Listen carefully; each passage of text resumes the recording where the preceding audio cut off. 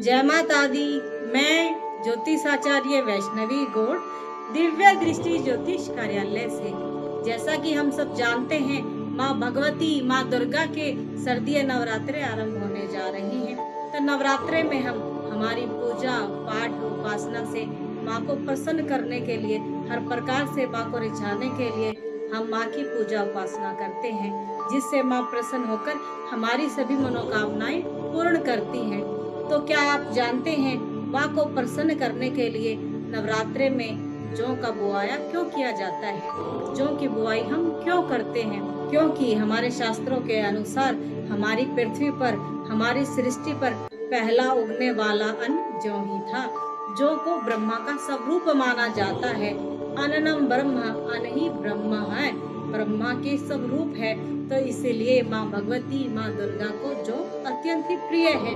तो इसीलिए माँ को प्रसन्न करने के लिए नवरात्रि में हम जौ की बुआई करते हैं। इसके पश्चात जब हमारे जौ किस तेजी के साथ बढ़ते हैं, किस प्रकार से उगते हैं, इससे माँ भगवती हमें शुभ और अशुभ का संकेत प्रदान करती हैं। माँ हमको जताती हैं कि मैं हमारे भक्तों की, मेरे भक्तों की सेवा से अत्यंत ही प्रसन्न हूँ, खुश हूँ। ऐसा माँ हमको दिखाती हैं। इससे हमें ज्ञात होता है कि माँ हमारे पूजा पाठ और हमारी उपासना से प्रसन्न है।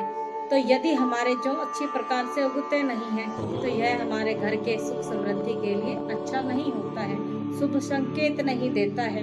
यदि हमारे जौ बहुत ही हरे भरे, हर प्रकार से सुंदर गहरे रंग के होते हैं, तो इससे हमें ज्ञात होता है कि हमारे घर में हर प्रकार से सुख समृद्धि के तरफ माँ संकेत कर रही है कि हमारे घर में हर प्रकार से खुशहाली रहेगी और हमारे घर में सुख समृद्धि होती रहेगी। यदि हमारे जौ में एक सफेद रंग का जौ उग जाता है या उससे अधिक संख्या में भी उग जाता है, तो सफेद जौ का उगना बहुत ही शुभ होता है। यह बहुत ही शुभ संकेत होता है।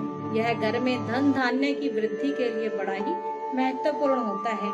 यदि आपके घर में जौ उगते हैं और उसमें एक सफेद रंग का जौ उग जाता है, तो आपको चांदी की बांसुरी ले लेनी है, उसमें उस सफेद जौ को डालकर आपको अपने घर के धन धान्य के स्थान पर उसको रख लेना चाहिए।